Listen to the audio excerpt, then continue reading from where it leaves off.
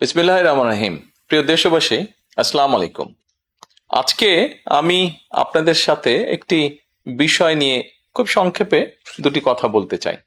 যে বিষয়টি সমাজের প্রত্যেকটি শ্রেণী পেশার মানুষকে স্পর্শ করে। যে বিষয়টি কি সেটি হচ্ছে আমাদের পরিবেশ।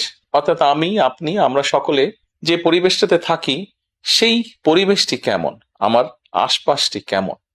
আপনারা নিশ্চয়ই অধিকাংশ ক্ষেত্রে খেয়াল করে দেখেছেন, আমরা ঢাকা শহরের যে কোনো রাস্তাঘাটই হোক, যে কোনো এলাকাই হোক, যে কোনো জেলা শহরের এলাকাই হোক, রাস্তাঘাট হোক, এমনকি উপজেলা পর্যায়েও ক্ষেত্র বিশেষে বিভিন্ন গ্রামগঞ্জেও আমরা দেখেছি যে যেখানে বাজার ঘাট বা রাস্তা চলাচলে বেশি, সেই জায়গাগুলোতে চারিদিকে একটা জিনিস খুব পরিষ্কারভাবে চোখে পড়ে, যেটি আমরা যখন ছোট ছিলাম, আজকে থেকে 40 বছর আগে, 30 বছর আগে দৃশ্যটা এমন ছিল না, কিন্তু বর্তমানে দৃশ্যটা এইরকম। সেটা কেমন?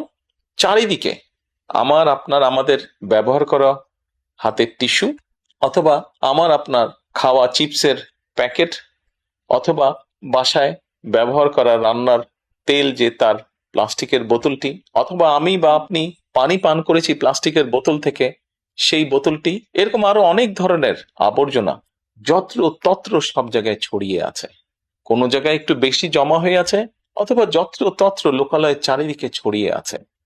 চিন্তা করে দেখুন তো, আপনার ঘরে, যে ঘরটিতে আপনি থাকেন, যে বাসাটিতে আপনি থাকেন, যদি চারিদিকে এমন টিস্যু ছড়িয়ে থাকতো, যদি চারিদিকে এমন আবর্জনা ছড়িয়ে থাকতো, আপনার কাছে কি ভালো লাগতো দেখতে?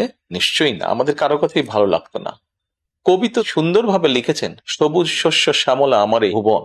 তো আসুন না, আমরা কেন আমাদের পরিবেশটাকে সুন্দর করতে পারবো না? বাংলাদেশের অধিকাংশ মানুষই পায়ে হেঁটে চলে, অথবা রিকশায় যায়, অথবা বাসে চলাচল করে। এই মানুষগুলো যখন রাস্তা পার হয়, বিভিন্ন জায়গায় যখন আবর্জনা জমে থাকে, ময়লা থাকে, এই মানুষগুলোর কিন্তু অনেক কষ্ট হয়, বিভিন্ন জায়গায় অনেক দুর্গন্ধ হয় আবর্জনা জমে থাকে।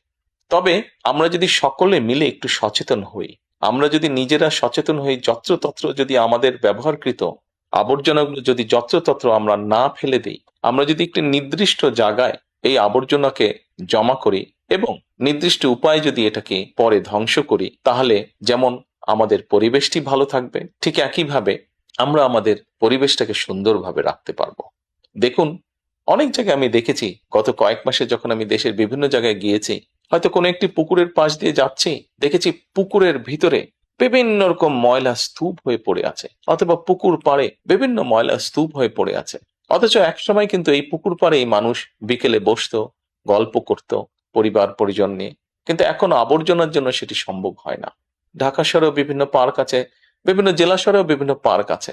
আমরা পার্কগুলোতে যাচ্ছি বিকেল বেলায় পরিবার পরিজনকে সাথে নিয়ে, কিন্তু গিয়ে যখন আমরা চিনে বাদাম খাচ্ছি, অথবা চিপস খাচ্ছি, অথবা বাচ্চারা লজেন্স খাচ্ছে, খেয়েই আমরা জিনিসটা সেখানে ফেলে দিচ্ছি। আমরা যখন যাই তখন হয়তো যারা পরিচ্ছন্ন কর্মী তারা হয়তো পরিষ্কার করে রাখছে, কিন্তু আমরা যখন বেরিয়ে আসছি তখন আর সেটি আগের মতন পরিষ্কার থাকছে না। কিন্তু যদি যে পরিষ্কার থাকতো, আপনি যদি পরিষ্কার করে রেখে আসেন, আপনার পরবর্তীতে যে যাবে সেও সেই পরিচ্ছন্নতা, সুন্দর পরিবেশটি উপভোগ করতে পারবে। কাজে আসুন না, আমরা যদি আজকে থেকে প্রত্যেকে সচেতন হই, আমাদের হাতের আবর্জনা বা ব্যবহৃত আবর্জনা যদি নির্দিষ্ট জায়গায় সুন্দরভাবে আমরা গুছিয়ে ফেলি, তাহলে ধীরে ধীরে হয়তো আমরা আমাদের এই বাংলাদেশটাকে আবর্জনা মুক্ত করতে পারবো, সুন্দর একটি পরিবেশ গড়ে তুলতে পারবো। দেশটা তো আমাদের সকলের। আমরা সকলে মিলে যদি চেষ্টা করি, সকলে মিলে যদি একটু একটু করে করি, তাহলে আমরা বড় কিছু করতে সক্ষম হব। প্রিয় দেশবাসী, আপনাদের কাছে আজকে এই সহযোগিতাটা আমি চাইছি।